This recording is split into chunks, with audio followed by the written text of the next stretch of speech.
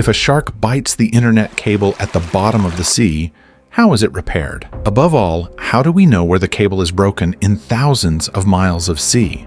Starting from this video, the entire traffic on YouTube passes through the hidden cables at the bottom of the sea.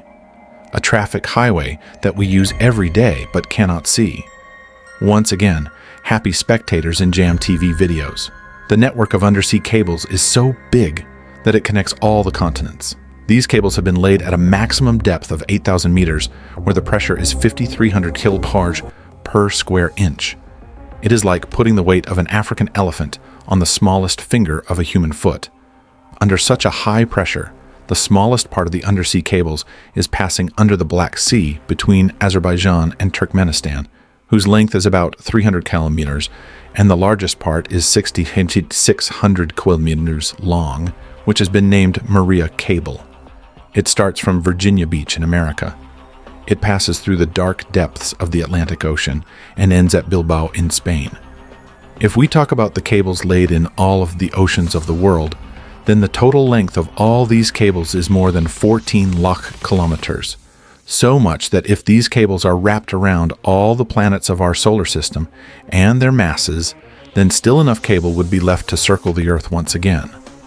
Now, obviously, laying such long cables, that too at a depth of 8,000 meters in the ocean, is not an easy task. The maximum cost of laying just 1 kilometer of submarine cable is 25 lakh US dollars. So now you yourself can guess how much it would have cost to lay 14 lakh kilometers of cable. But after all, what was the need to do all this when in today's era, the same thing can be done with the help of satellites to keep the whole world connected wirelessly? Actually, there are 493 submarine cables in the whole world. Each cable can handle 4,000 terabit data. That too. Only for a second, understand it like this, that on just one cable, 8 crore people can stream a 4K movie simultaneously, and there are 493 such cables. In contrast, if a satellite does the same work, then only 24,000 people will be able to watch the same 4K movie simultaneously on one satellite. Now, to meet the demands of the people, more and more satellites will have to be installed, which will cost more and also require maintenance. Compared to submarine cables, the maintenance of satellites is more costly and difficult, and if due to some reason a major fault occurs in the satellite, then an expense of 40 crore US dollars will have to be borne to replace it. This is the reason why laying a cable of millions of kilometers under the sea is easier than satellite or wireless connectivity. Crores of gigabytes of data is traveling all the time in this undersea highway. This means that this highway will also be very wide. That is, these cables will be thicker than a common domestic fiber optic cable, but it is not so. Apparently, this yellow and black cable is as thick as a hose pipe, but in reality, to pass through it, the fiber optic cable is as thin as a hair. So now the question arises that how so much data is sent through such a thin wire. This hair-sized wire is called the core of the fiber optic, which is made of glass or plastic. Light passes through it, which travels carrying the data in small packets. First of all, the data present in the computer is converted from electrical signal to light signal with the help of a transmitter. The transmitter does this work through laser light or LED. This light signal is transmitted in the form of pulse, which has only 2 parts, ones and zeros. The light pulse represents 1, and when there is no pulse, it represents 0. It is the job of the core to take these pulses from one place to another through which light travels. There is a layer outside this core, which even if tries to reflect, the layer makes it bounce back inside the core. This process is called total internal reflection. Now, at a greater distance, this light signal becomes weak, for which a repeater is installed after every 100 kilometers, which boosts the light signal.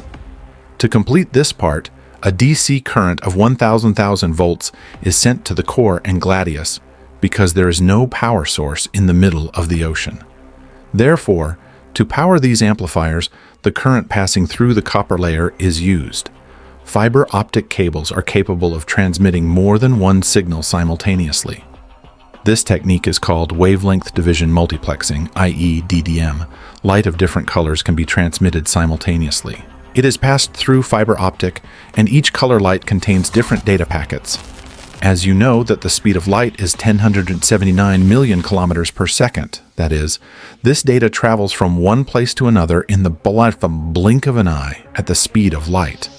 After reaching thousands of kilometers away, this data is converted into electrical signal again with the help of photodiode or photodetector, and then the computer or mobile device reconstructs it and brings it in graphics or any other form. It has to be protected from core cladistic pressure, but despite this, these cables get damaged by earthquakes, shark attacks, and volcanic eruptions inside the sea itself. But the biggest reason for the damage of submarine cable is fishing. Some vessels hunt the fish living at the bottom of the sea with this trawl door, which has a rope attached to it, which is directly connected to the vessel. This trawl door is sent to the bottom and dragged on the ocean floor, and then the fish get trapped in it when this trawl door accidentally enters the submarine cable. If thrown out of place, the cable gets damaged due to dragging. Now, only one question must be coming in your mind, that if submarine cables get damaged at the bottom of such a vast and desolate sea, then how are they repaired? Repairing is a matter of later, but first of all, how is the location of thousands of kilometers of wire damaged pinpointed? Let us tell you here that today's modern submarine cables are 1 inch thick, and the weight of 1 kilometer of wire is about 1,400 kg. That is, for installation in the sea, thousands of kilometers of such wire are installed in one piece at the bottom of the sea with the help of special ships. After complete research, when a particular area is selected, then large rolls of wire are loaded on the ship and brought to that location, and a special robotic machine, which has the ability to walk on the floor of the sea, is used to dig the floor up to 1 meter, and simultaneously the cable is laid in it. This is a very slow work which is done with great caution. It is very important to do this. According to an estimate, it took about 2 years to install the 6,600 kilometers long wire to be laid between the US and Europe. When the wire in one vessel gets over, then another vessel filled with cable is put in, and the work of laying is carried forward by connecting the corner of the first wire with the new wire. The biggest obstacle in this entire work is the weather. Strong winds are present in the Atlantic Ocean 365 days a year, and no one can stop these winds from taking the shape of a sea storm. Apart from this, Category 1 hurricanes are often present in the Atlantic Ocean. Even at this time, when I am doing research for the video, a Category 1 hurricane is present in the Atlantic Ocean, which according to the forecast will reach the shores of Ireland on August 23rd. Due to hurricanes or strong storms, the installation work is paused for many days until the weather clears. Now, when the installation work itself is so difficult, then imagine how difficult the repair work is. There are data centers at both the end points of the submarine cable, which monitor the cable's activity 247. As soon as the connection between the two breaks, it means that the cable has broken in the middle of the ocean. To find out exactly where the thousands of kilometers of wire is damaged, a special device is used, which is called optical time domain reflectometer. This device sends a light pulse from both the ends, and because the cable is broken, that light pulse bounces back. How long did the returning pulse take to return, and how much strength of the signal is left? It is estimated from this that exactly after how many kilometers the cable is damaged. The same process is done from both the ends, and it is verified whether the location of both is the same or not. Now the DC supply, i.e. the current released in the cable, is turned off from both the ends, and ROVs are sent to the bottom of the ocean at that location.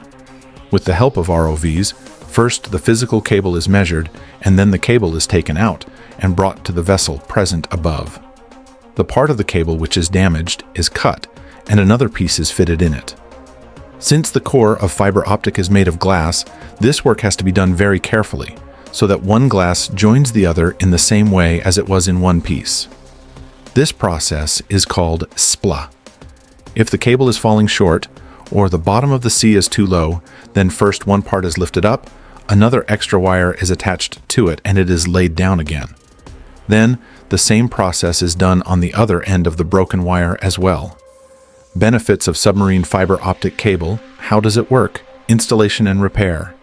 Perhaps you must have got the answers to many of your questions. Hope you will like and share this video of ZamTV as well. Thank you very much for your love-filled comments. See you in the next amazing video.